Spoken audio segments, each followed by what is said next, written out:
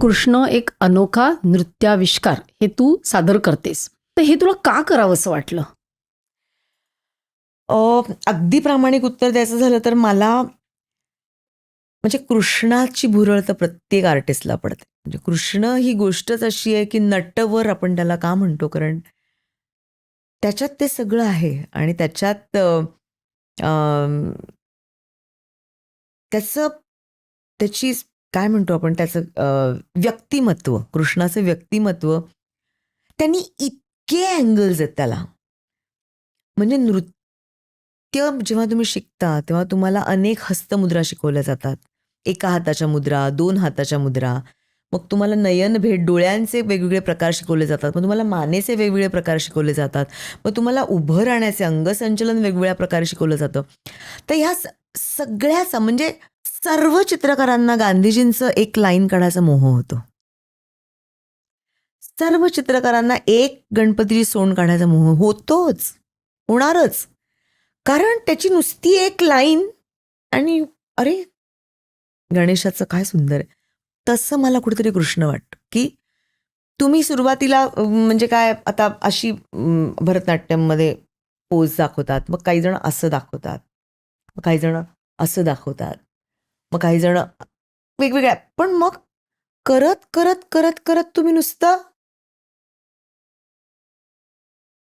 तरी कृष्ण वाटायला लागतो.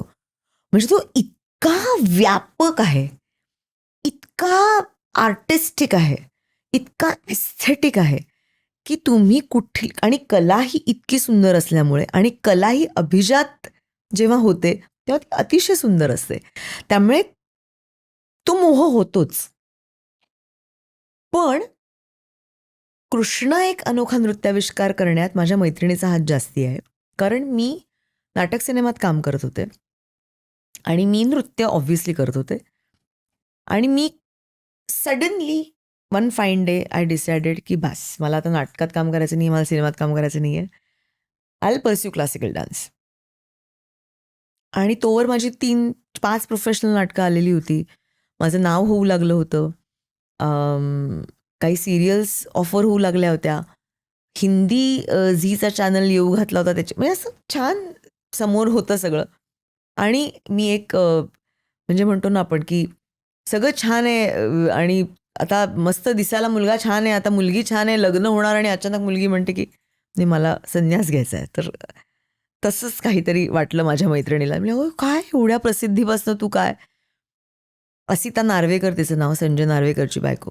तर ती म्हणाली की तू एक स्वतःसाठी प्रोडक्शन कर आणि तू एक बॅले डिरेक्ट कर. म्हटलं अगं असे मी अनेक वेळा नाचली आहे, अनेक वेळा अनेक गोष्टी छोटे छोटे पण एक नाटिका, नृत्य नाटिका नीड्स व्हेरी गुड डिरेक्शन.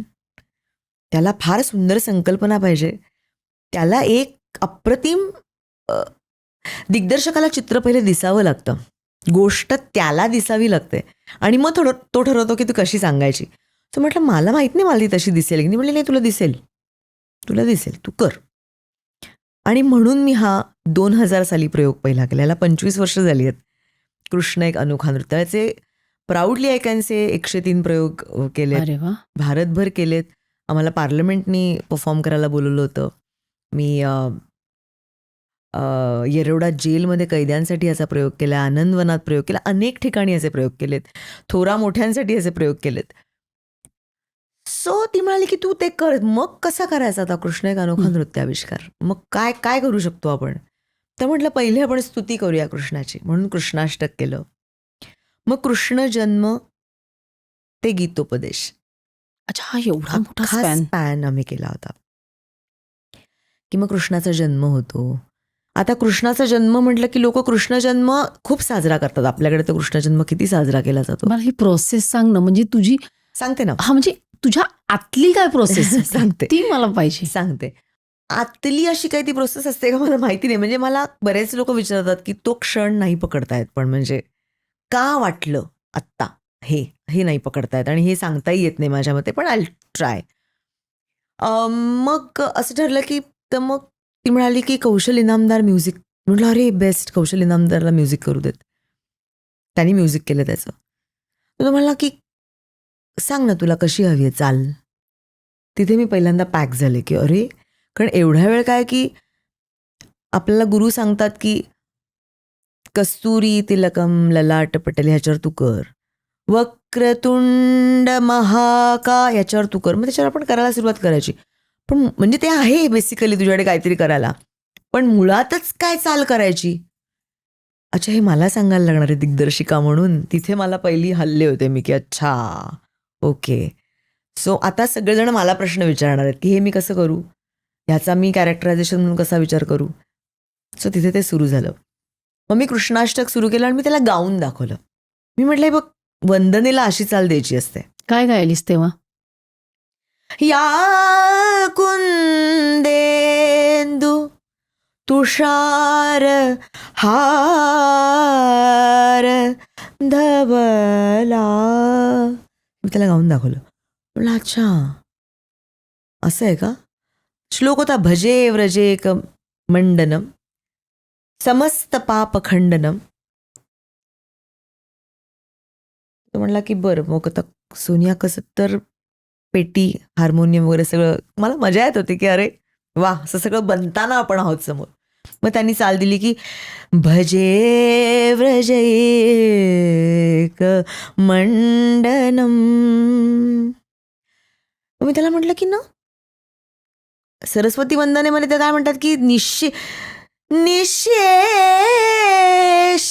जाड्या पहा मला माझ्या बुद्धीला जे जडत्व आलंय त्याचा तू विनाश कर, असं सरस्वतीला आपण म्हणतो. माझ्या बुद्धीला जडत्व आणणाऱ्या राक्षसाचा तू निपात कर. तर तसं भजे तर एक खंडनमचं एक काहीतरी दणकून जागा असते बघ. म्हटलं काय आता ती कशी क्रिएट करायची माहीत नाही. तर मग त्यांनी भजे व्रजैक मंडनम समस्त पाप खंडनम. ते ऐकल्यानंतर मला असं झालं की ओ हाऊ, संगीतकार कसा विचार करतो. त्याला मी एक वंदना गाऊन दाखवली की अशी एक मला काहीतरी पाहिजे. मग त्याने ते कृष्णाष्टक केलं. मग मी त्याला म्हटलं की कृष्ण जन्म म्हटलं आपण सगळे कृष्ण जन्माचा सोहळा करतो, पण देवकी. मी मगाशी तुला म्हणणार होते जेव्हा तू यशोदेचं नाव घेतलंस तेव्हा की देवकीचं काय, तिला काय वाटलं तिने असेल? दिलं, जिला मिळालं तिचा आनंद आहे, पण तिचं काय झालं असेल. सो म्हटलं अरे असं काही आहे का सूरदासांनी लिहिलेलं. ही क्लिप शेवटपर्यंत बघितल्याबद्दल खूप खूप धन्यवाद. संपूर्ण एपिसोड बघण्यासाठी खाली दिलेल्या लिंकवर क्लिक करा आणि सर्व काही चॅनलला सबस्क्राईब करायला विसरू नका.